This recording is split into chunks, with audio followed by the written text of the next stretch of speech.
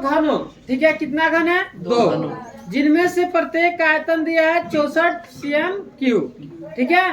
तो 2 घन है जिनमें प्रत्येक आयतन, मतलब एक का आयतन दिया है 64 cm3, ठीक है, मतलब घन सेंटीमीटर के संलग्न फलकों को मिलाकर एक ठोस बनाया जाता है। दोनों घनों को मिलाकर क्या बनाया जाता है? वो ठोस बनाया जाता है। इनमें से प्राप्त घनाभ का पृष्ठीय क्षेत्रफल बताना है, ठीक है।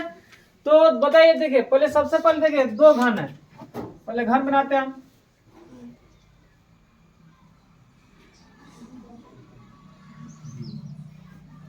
घन की प्रत्येक भुजा क्या होती है? बराबर। ये घन है, एक और घन बना देते हैं, कोई दिक्कत नहीं सर। बराबर है दोनों घन, ठीक है।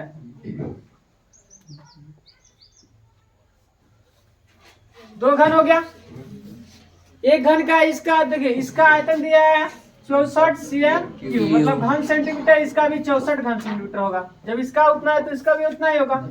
तो बताइए, इसका एगो का क्षेत्रफल दे दिया है, तो इसका भी तो उतना, एगो का आयतन दिया है, उसका भी उतना भी आयतन होगा। इसका 64 घन सेंटीमीटर दिया है, इसका भी 64 होगा। दोनों घन का है, बराबर है। अब जो दिया पहले हम क्या करते हैं, लिख लेते हैं, ठीक है। घन का आयतन दिया है ना,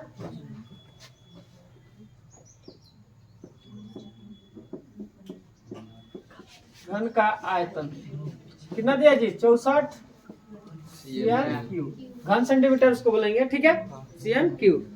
अब बताइए घन का आयतन दे दिया है, ठीक है। अब घन का आयतन दिया तो घन का आयतन का सूत्र क्या होता है जी? भुजा क्यू, मतलब एक क्यू, या भुजा क्यू भी आप लिख सकते हैं। क्या लिखे? एक क्यू की भुजा क्यू, एक क्यू बराबर 64 cm3। आया समझ में? बोलिए। अब देखिए, अब हम क्या करेंगे, यहाँ एक क्यू के एक क्यू लिखते हैं बराबर 64 को देखिए हम ऐसे लिखते हैं, 4 cm का क्यू करेंगे तो 64 आ जाएगा। 4 cm का क्यू करेंगे, 4 का क्यू करेंगे तो क्या 64 नहीं आएगा? 4 गुणे 4 3 बार लिखेंगे, 4 गुणे 4 3 बार लिखेंगे, कितना आ जाएगा? 64। अब देख 3 से 3 खत्म, तो ए बराबर कितना आ गया? 4 सेंटीमीटर।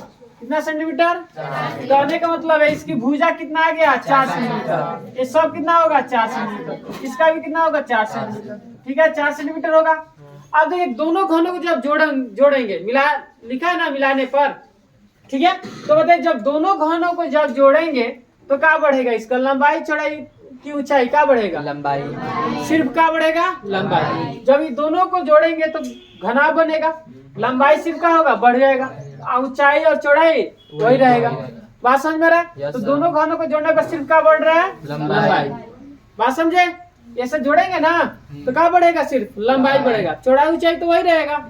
बात समझ में आया? कोई दिक्कत? तो अभी जब जोड़ेंगे तो क्या बन रहा है? घनाभ। घनाभ बनेगा ना।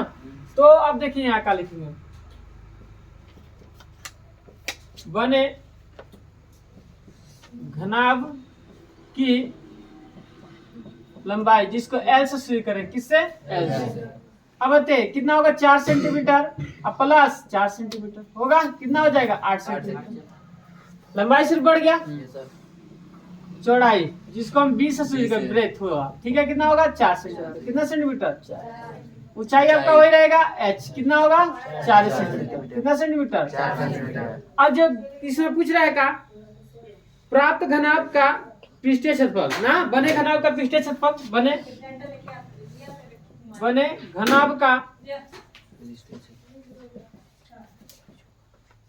पृष्ठीय क्षेत्रफल, यही नहीं पूछ रहा है। अब बताइए सूत्र होता है 2 into L B plus B H plus L H. आ रहा है समझ में? किसी को दिक्कत है? 2 इंटू एल बताइए कितना है?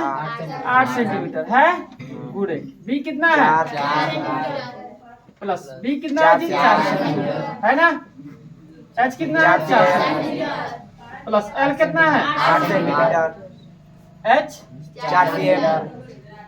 सिर्फ हम यहाँ का किए मान पुट किए हैं, मान मतलब पुट करने का मतलब रखे हैं। एल कितना है? 8, बी कितना है? 4, यहाँ गुणा होगा, ठीक है।